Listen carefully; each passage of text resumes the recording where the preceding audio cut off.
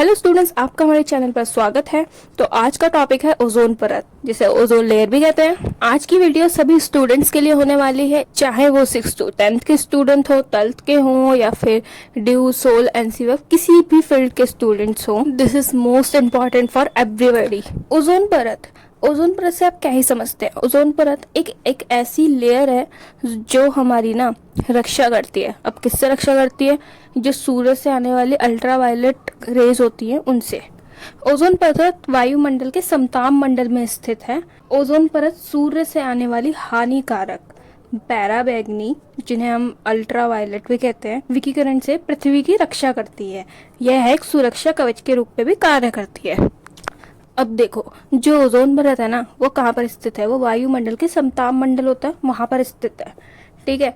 और जो ओजोन परत है वो क्या करती है? सूर्य से आने वाली जो हानिकारक पैराबैंगनी विकिरण होता है उससे पृथ्वी की रक्षा करती है, इसलिए इसे सुरक्षा कवच भी कहते हैं।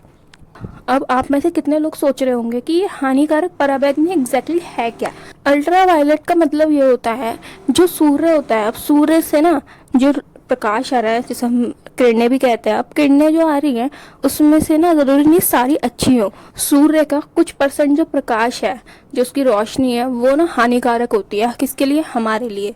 तो उस हानिकारक प्रकाश को ना पराबैंगनी विकिरण कहा जाता है। और जो ओजोन परत है वो उसी हानिकारक प्रकाश को पृथ्वी पर आने से रोकती है। ओजोन परत सूर्य से आने वाली पराबैंगनी प्रकाश का लगभग 97 to 99% ऑब्जर्व कर लेती है। जो ओजोन लेयर है वो सूर्य से आने वाला जितना भी जो प्रकाश है हानिकारक, है ना, उसका 97 to 99% ऑलमोस्ट पूरा उसे ना अवशोषित कर लेती है।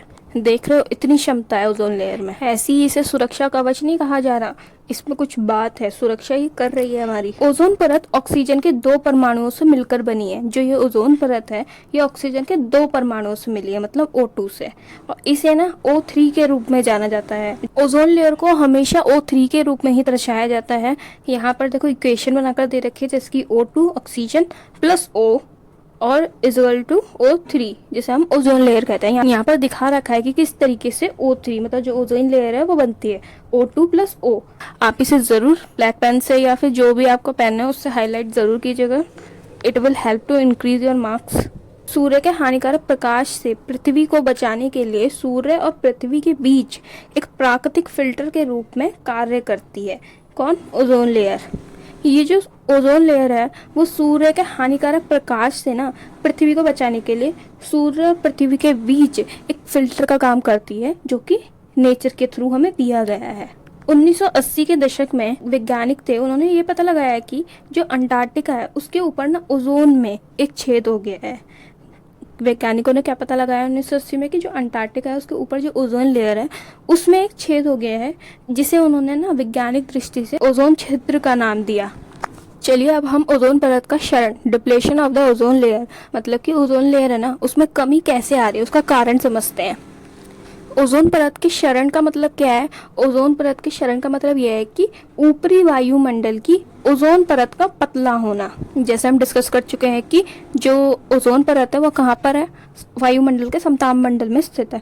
तो वही है कि जो समताप मंडल में ओजोन परत है उसका पतला होना ही ना ओजोन परत का क्षरण कहलाता है। और ऐसा होता क्यों है? इसका कारण ये तब होता है जब वायुमंडल में क्लोरीन और ब्रोमीन के जो परमाणु होते हैं वो ओजोन के संपर्क में आते हैं, मतलब उससे केमिकल रिएक्ट करते हैं और उसे धीरे धीरे नष्ट कर देते हैं। जिससे क्या होता है, जो ओजोन परत है वो कमजोर पड़ जाती है, वो धीरे धीरे पतली होती जाती है।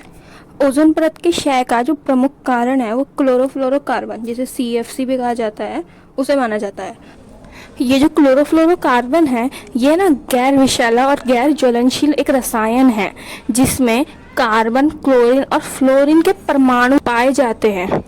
अभी आप सोच रहे होंगे कि अभी तो क्लोरीन और ब्रोमीन के जो परमाणु होते हैं वो ओजोन से केमिकल रिएक्ट करके और फिर उसे नष्ट करते हैं, अब ये क्लोरोफ्लोरोकार्बन बता रही हैं। अब देखो, जो क्लोरोफ्लोरोकार्बन है ना, जिसकी हमने यहाँ डिस्कस किया कि वो एक रसायन है। कैसा? विषैला रसायन, ठीक है, जिसमें क्लोरीन और ब्रोमीन पाए जाते हैं। तो आपको भी ये समझ आ रहा होगा कि क्लोरोफ्लोरोकार्बन मतलब CFC और क्लोरीन और ब्रोमीन कोई अलग अलग चीज़ नहीं है। क्लोरोफ्लोरोकार्बन से में ही ना ब्रोमीन और क्लोरीन पाए जाते हैं। ठीक है। अब यहाँ पर बता रखा है कि जो CFC है, क्लोरोफ्लोरोकार्बन, उसका सबसे ज़्यादा उपयोग किन चीज़ों में होता है, और मतलब कि ये कहाँ से ज़्यादा उत्पन्न होती है, इनके स्रोत क्या हैं। ठीक है, पहला है रेफ्रिजरेटर, ये हमारे घरों में आपको ज़रूर देखने को मिलेगा। फ्रिज, एयर कंडीशनर, AC, आजकल हर दूसरे घर में AC मिलेगा। और एक तीसरा है एरोसोल स्प्रे। इन सभी में ना CFC सबसे ज़्यादा यूज़ होता है और सबसे ज़्यादा प्रोड्यूस भी होता है, और यही सब इसके रिसोर्स भी हैं जहाँ से जो CFC है सबसे ज़्यादा निकलता है। CFC का प्रयोग ना फॉर्म बनाने में भी किया जाता है। अब हम समझते हैं कि जो CFC है वो कैसे ओजोन परत को नष्ट कर रहा है, मतलब उसे खराब कर रहा है। जो CFC होता है वो हद से ज़्यादा हल्के होते हैं। ठीक है, ये पार्टिकल्स इतने हल्के होते हैं कि हवा में ना इजीली ऊपर तक जा सकते हैं। ठीक है, और समताप मंडल तक पहुंच सकते हैं। जब ये समताप मंडल तक पहुंचते हैं जहाँ पे ओजोन परत है वहाँ पर, तो यहाँ पे जो ये CFC होते हैं वो पराबैंगनी विकिरण होते हैं, मतलब कि अल्ट्रावायलेट रेडिएशन। इसकी उपस्थिति में, इसकी प्रेजेंस में ओजोन परत के साथ CFC ओजोन परत के साथ प्रतिक्रिया करते हैं। प्रतिक्रिया मीन्स केमिकल रिएक्शन करते हैं, और फिर इसे ना जो CFC होता है वो ओजोन परत को ऑक्सीजन अणुओं में तोड़ने का प्रयास करता है, जिसके कारण ओजोन परत का ह्रास होता है। आई होप आपको ये समझ आया होगा कि जो क्लोरोफ्लोरोकार्बन है वो किस तरीके से जो ओजोन परत है उसे ऑक्सीजन अणुओं में तोड़कर ओजोन परत को कमज़ोर करता है। ओजोन परत के ह्रास के कारण जो पराबैंगनी किरणें हैं, अल्ट्रावायलेट रेज हैं जो सूर्य से आ रही हैं, वो पृथ्वी पर आसानी से आ जाती हैं। ठीक है, क्योंकि जो ओजोन परत है वो बहुत ही ज़्यादा कमज़ोर हो जाती है। जैसा कि हम जानते हैं कि जो CFC है वो ओजोन परत के लिए हानिकारक होता है, क्योंकि इसमें क्लोरीन और ब्रोमीन पाए जाते हैं जो कि ओजोन के विघटन को उत्प्रेरित करते हैं, मतलब अंजाम देते हैं। जो CFC है ना, अगर उसका एक अणु भी समताप मंडल में पहुंच जाता है तो वह अनंत, मतलब बहुत सारी जो पराबैंगनी विकिरण होती है उसको अवशोषित, ऑब्जर्व कर लेता है। अब आप सोच रहे होंगे कि ये तो अच्छी बात है कि वो हानिकारक पराबैंगनी विकिरण को अवशोषित कर रहा है, इससे जो ओजोन परत है वो उसकी सुरक्षा होती रहेगी, वो बची रहेगी। मगर ऐसा कुछ भी नहीं है, बल्कि इसका उल्टा होता है। इसमें जब जो CFC अणु है वो पराबैंगनी विकिरण को अवशोषित कर लेता है, वो इस हद तक अवशोषित कर लेता है जिससे कि ना वो विघटित हो जाता है, मतलब कि टूटकर बिखर जाता है। और जब वो टूटता है तो वो अपना क्लोरीन जो परमाणु होता है उसको मुक्त कर देता है। और यहाँ पे ये भी बता रखा है कि एक क्लोरीन परमाणु में लगभग 1 लाख ओजोन अणुओं को नष्ट करने की क्षमता होती है। अब आप समझ रहे होंगे ना कि जो CFC है वो कितना शक्तिशाली है, उसका एक अणु कितनी तबाही मचा सकता है।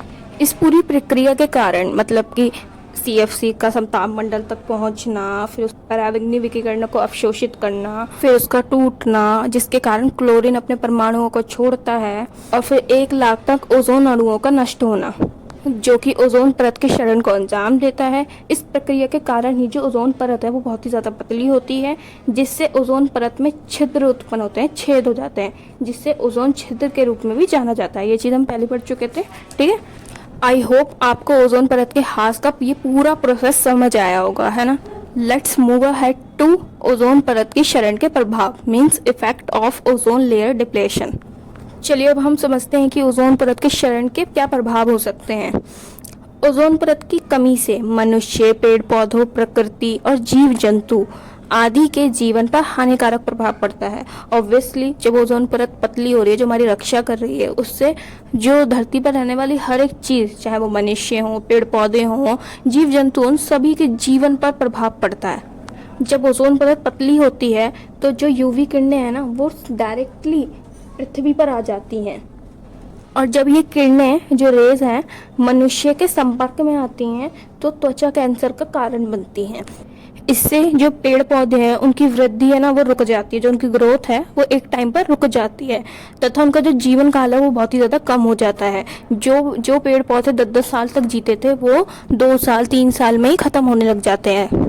ओजोन परत के क्षरण के कारण ना जो गर्मी है वो हद से ज़्यादा बढ़ जाएगी, जिससे क्या होगा, ध्रुवों की जो बर्फ़ होगी ना वो पिघल जाएगी, ग्लेशियर पिघलने लगेंगे, जिससे समुद्र का जो जल स्तर होगा, जो समुद्र में पानी का लेवल है वो बढ़ जाएगा, इतना बढ़ जाएगा कि जो आसपास के क्षेत्र हैं वो बाढ़ के कारण ना डूब जाएंगे। पृथ्वी पर मनुष्य और जीव जंतुओं की जो मृत्यु दर है वो बढ़ जाएगी, उसमें बहुत ही ज़्यादा वृद्धि हो जाएगी। हमारे शरीर में पाए जाने वाला जो विटामिन डी है वो पराबैंगनी किरणें हैं उनसे ना केमिकल रिएक्शन कर सकता है, जिसकी वजह से रक्त में ना कैल्शियम का जो स्तर है वो बढ़ जाता है और मनुष्य की मृत्यु हो सकती है।